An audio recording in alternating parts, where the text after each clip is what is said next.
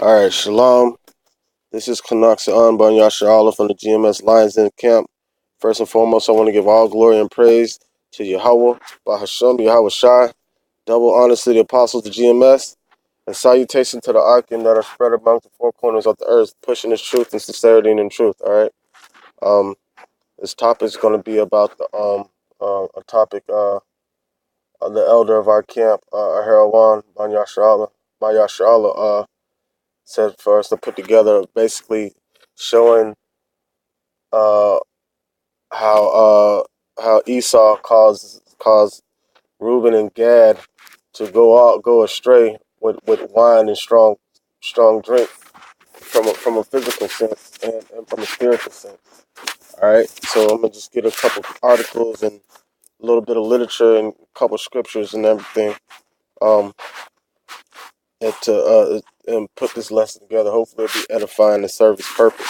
All right, because we're right around the time of this bull crap holiday, so-called Thanksgiving that they celebrate here in America, and it's basically celebrating the solemn slaughter of the Native American Indians, man. All right, the tribe of Gad and the tribe of Reuben, man, and the tribe of Issachar. Um, you know, so I just want to go into that topic a little bit, just exposing the wickedness of this devil, man. Because like the devil is wicked, man. He gotta go, man. All right, Esau is so wicked, man. He causes disruption everywhere he goes, man. He even tries to cause it within the truth. You know, he's just wicked individual, man. He needs to go, man. He needs to die the worst way possible. All right, as an example of like, a reward for being a wicked, being a mystery of iniquity. All right, but that mystery is being exposed right now, man. Whether you want to believe it or not, so-called white man is the devil that the Bible speaks of, man. All right, there's no other race on the earth that's done the wickedness that he's done to other people. Now, Jake is wicked towards the Most High. We were wicked towards Yahweh Bashem, Yahweh Shai. That's the reason why we're in this state that we're in right now, you know. But so-called white man is just wicked just for being wicked. He was created to be the children of the wicked, and he is serving his part. He's serving his purpose like 100%. Esau is doing his job, so it's up to us as the children of the Most High, the sons of God, you know, you know, to do our job 100%, because Esau is good at what he's doing. So us being the hopeful elect, we need to be good at what we're doing and keep pushing. That way this devil has nowhere to turn and nowhere to hide. All right. Well, just a lesson exposing some more of the wickedness of this individual, the devil, Esau, and not only what he's done to the children of Israel, but to the whole world, man. You know, he's deceived the whole world. That was his job. That's what we had to do. And one of the brothers in the camp is a Gadite, and he had brought to our attention last Saturday about the alcoholism within Gad and Reuben. And I didn't even know that it was a major thing, but when I started looking up certain things, articles and stuff about it, this is a real matter of fact. It's more heavy than it is in Judah, Benjamin, and Levi. The so-called Negroes, we love to drink. Especially the Caribbeans, the Benjamites. That's all they do. I'm drinking rum and Red Bull. That's all they like to do is drink. But I mean, I was reading some of the statistics shows that on these reservations, right, the like alcohol related deaths are higher on these reservations than any other nation, man. Of course, they don't classify as the Native Americans being part of the Negroes or whatever, but we're all part of the same people. We know that, but they classify us different. So it's kind of like Judah as a whole. So basically, you know, through fornications and wicked philosophies and freaking wine and strong drink, man, and plagues and sicknesses is how the so-called white man just took this land, man. All right? And we're going to get into a couple articles and get into a couple scriptures talking about it, man, because this devil is just wicked and he got to go. And the only way to purge him out is purge him out through the truth and exposing his wickedness and lifting up the skirt, of this wicked devil, all right? So this is an article I looked up and I downloaded. It says it's the Indian land. It says we have given you a great deal of fine land. All right. It says the taking of Indian lands perspective of Native Americans and European Americans, 1707 to 1765. All right. Our media-driven image of the white man's conquest of the Indian focuses on the American West of the 1800s when the Indians were forcibly moved to resource-barren reservations, many dying from battle, disease, and harsh conditions. Like they put them in places where it's not a lot of fertile soil. It's hard to grow crops. You know, those are the conditions of the reservation that they push us in. Kind of like in the ghettos, like how they shoved us in the ghettos and everything. Like they shoved, Reuben and Gad on reservations, man. That's what this devil does. They did the same thing to us in Rome, in the ghettos in Rome. All right. So this is this repertoire of this wicked devil, man. Segregate, take control, get you to do his work, and then segregate you away from the finished project. All right. So all these nice houses that are in these nice neighborhoods, you see Issachar, and you see Jake building those nice houses. And then when they build those nice houses, $1,000,000 homes, they got to go live in the hood, the slums, the ghetto. After they just got through building that nice house from Esau, they got to go live. They're not even allowed to dwell in the areas that Esau dwells in. All right, that's just a repertoire of this devil, man. All right. The earlier chapters of this history, however, in the late 1600s through the 1700s, are driven by the less dramatic mechanism of land negotiation between Indians and colonists. Deeds of sale and incomprehensible legal language, plus white written accounts of days-long conferences contoured by complaints and petitions and redress from tribal leaders, document the loss of Indian land to the colonists, track by track, colony by colony, heading west. All right. So basically, they just like how they take over you as a land, as an entity, as an individual, with the straw man effect, and you have no jurisdiction over yourself. So they use legal terms, incomprehensible legal languages, like the Black's Law Book, legalese. All right, so they were doing that to the Native American Indians back in those times, like just like how they're doing to now in the court systems.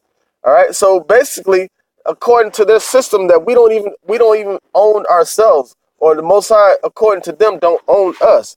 But that's not the way it is. The Most High owns everything. All right, so they were using the legalese type and different types of form of documentation to really trickery and sorcery.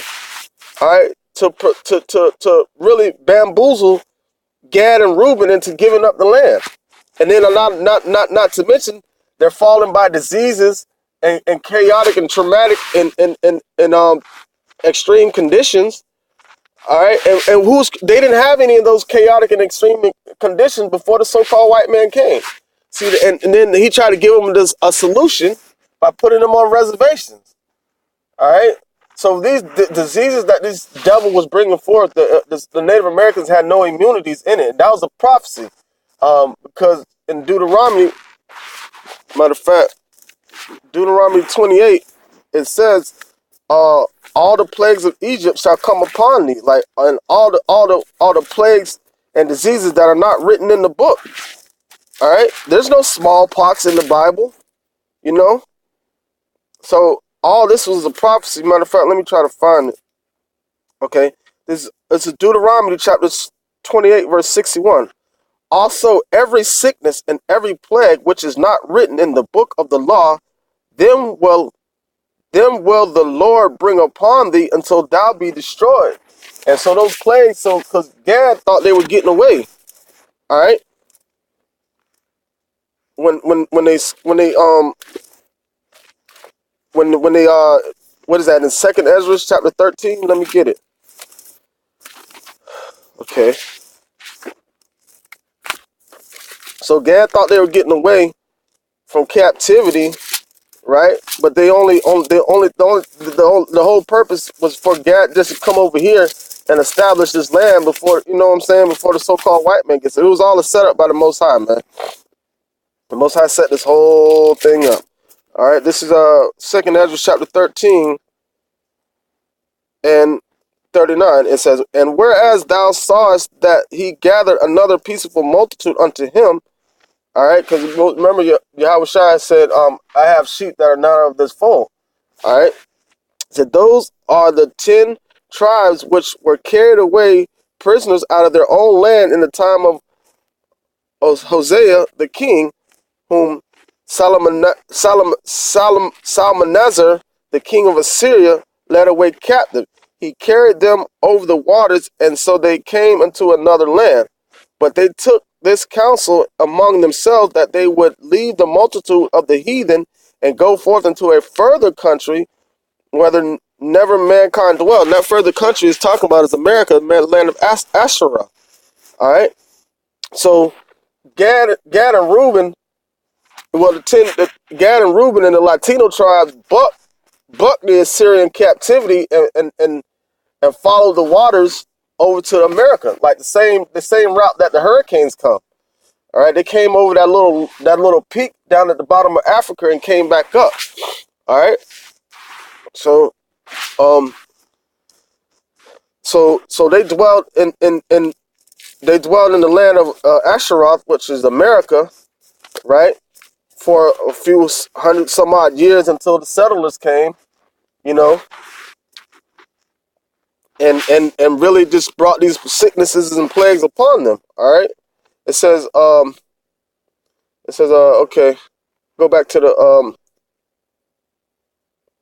go back to the article real quick. It says, deeds of sale in incomprehensible language plus white written accounts of days-long conferences. So they were having conferences and negotiations with some of the sellouts. Well, really, it wasn't really sellouts in the Gad and Reuben. They were just like they seen all these different calamities and stuff coming. They were trying to create some sort of peace, you know. Like, we're peaceable people. They try to create sort of peace, you know. But they you know, but the so-called white man, you know, even though he speaks peace, his mouth was sweeter than honey, but war was in his heart, you know. And that's exactly how this devil is, man. You know. Matter of fact, let me get I can't find that one, but I'm gonna get another one. Because the scriptures say, never trust thine enemies, man. All right? Because when you trust thy enemies, right, you're going to eventually find out that he's really an enemy, man. You know? He was never a friend in the first place, man. That's what the so-called white man is, man. He comes act like, you know, he acts like he comes in peace, but really he's coming in wickedness, man. All right? Shlakia. Find this scripture real quick.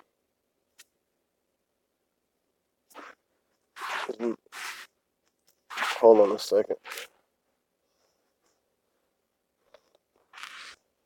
This is Sirach 12 and 10. Never trust thine enemy, for like iron rusted, so is the wickedness. Though he humble himself and go crouching, yet take good heed and beware of him. And thou shalt be unto him as if thou had wiped a looking glass, and thou shalt know that his rust hath not been together wiped away. All right? Altogether wiped away. So that's how wickedness, you know, he comes with smooth words but war is at his heart, you know. That's all he's about is deceit.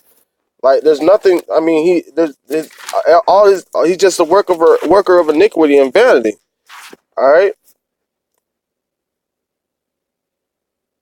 Okay? So that's just basically how the so-called white man is, man. It says, Psalms 55 and 21, the words of his mouth were smoother than butter, But war was in his heart. Okay? What the hell? Oh, some other stuff. But war was in his heart. His words are smoother than oil, yet were they drawn swords. All right? You know? So that's how he did to the Native Americans, man. You know? By trying to overtake their land. And he did overtake their land, man. So it says, all right, go back to the article real quick. As clarified by historian Stuart Banner, at most times and in most places, the Indians were not exactly conquered, but they did not exactly choose to sell their land either. The truth was somewhere in the middle. Every land transfer of any form included elements of law and elements of power, and this collection of brief selection analyzed the law and the power struggle underpinning each event. All right. See, and that's what the devil does. He shall seek to change laws and times. All right. So basically, he under his Allah and under his order, not under the order of the Most High, right? Because he's counted himself as the Most High, man. All right, and that's how he uses just like how he does today, man. That's how the devil does today, man. Uses his laws and his statutes and his organization and his government, all right, to promote his will and saying and creating a chaotic situation. And how you gonna create chaos and be the savior at the same time? That's playing the Most High. But the Most High has a purpose for doing that shit. He's showing the difference between right and wrong. The so-called white man is just being the devil. All right, like he just, you know what I'm saying. But the Most High is trying to show you the balance between good and evil by showing who the wicked is. All right, but these devils are there's nothing righteous in them, and they're just playing. They're just wicked, but just trying to act like they're righteous. Okay, all right. So further down, where's the okay, yeah, further down.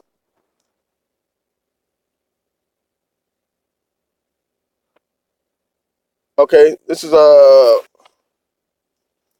okay, this is a article that that's 1722. A Puritan minister in Boston justifies the colonists acquiring Indian land for little to no payment.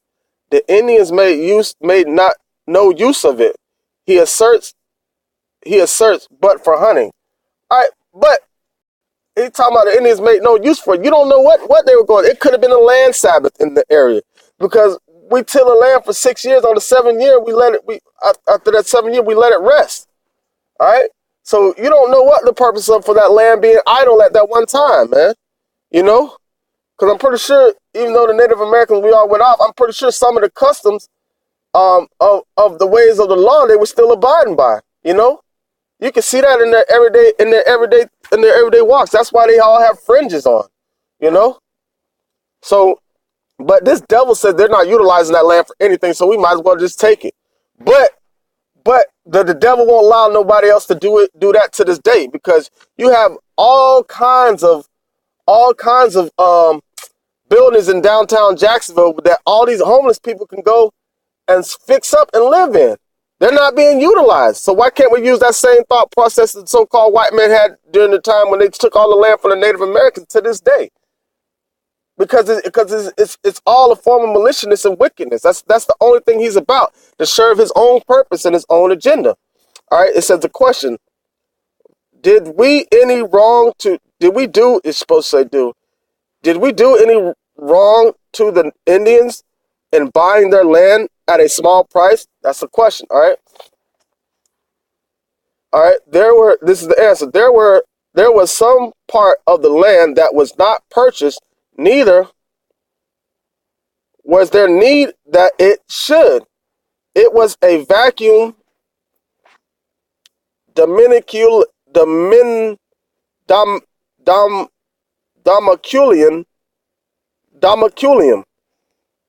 and so might be possessed by virtue of God's grant. So now they try to use the Bible, all right, as a tool for taking the land, just like they use it as a tool for slavery, man. These devils are trying to use the word for their agenda when they the devil, man. All right. It says, as by virtue of God's grant to mankind. It says Genesis 1:28. And God blessed them, and God said unto them, be fruitful and multiply and replenish the earth. But that's what Yahweh was saying to us in that time, all right? But that didn't mean for you to go take over the Native Americans' land, all right? And it says, and replenish the earth and subdue it, and have dominion over the flesh of the sea, and over the fowls of the air, and over every living thing that moved upon the earth. But he gave that unto Adam. He didn't give that to all the other nations. He gave that unto Adam. All right? So they're trying to use that as justification of them taking over the land, man. You know? That's why this devil is wicked, man. Because when he gave Adam an understanding, he made him an upright man. He didn't have the mentality of a beast. But these are brute beasts that don't have that mentality of righteousness. So they try to create their own, man, and try to use parts of what we know against us, all right? The Indians made no use of it, but for hunting. By God's first grant, men were to subdue the earth. When Abraham came into the land of Canaan, see, they're wicked. They're twisting the scriptures around. He made use of vacant land as he pleased, so did Isaac and Jacob. But when Abraham went to those lands, Abraham paid good money for burial grounds. Abraham didn't shit on the inhabitants of that land. He gave them whatever they asked for. He didn't offer them a price. He asked them how much for this land, and if I ain't mistaken, he gave them a little extra. All right. The Indians were well content that we should sit down and settle by them, right? All right, because they were peaceful people, but like I read in the scripture before, like you can't talk, your words are smoother than the oil, but war was at your heart, man. Okay? All right, it says, and it would have been a great advantage for both for this world and the other, if they had been wise enough to make use of their opportunities. That's one thing about Esau. He always trying to say you're not making use of your opportunities. I seen a meme that one time it had a Native American Gadite saying, our life consisted of waking up, hunting, eating, and having sex, and a so-called white man came along and said he could make my life better. What's better than that? All you have to do is hunt, eat, you know what I'm saying, worship, and have sex. You know? But those so-called white men are always, Esau, America, are always trying to push their values on everybody else, saying that your values aren't good enough. You need to live by according to our standards and according to our values. And they've been doing that since they came on this earth, man. Okay? So it has been common to many people and planting this world since the flood to admit neighbors to sit down by them. But when the neighbors sit down with us, they have to go according to our rules, man. When strangers come and dwell with us, they have to go according to our rules and our customs. All right, that's during the Maccabean revolt when you had the first, the Hasmonean dynasty, when you had the first Jonathan, who was an animal, and he used to beat it into Esau. Like if you're gonna beat, that's when they were trying to call themselves Idumean, because they were dealing with Judean women. All right. And but he's like, if y'all gonna be anywhere near on this land, you got to go according to our customs. And he used to beat it in them.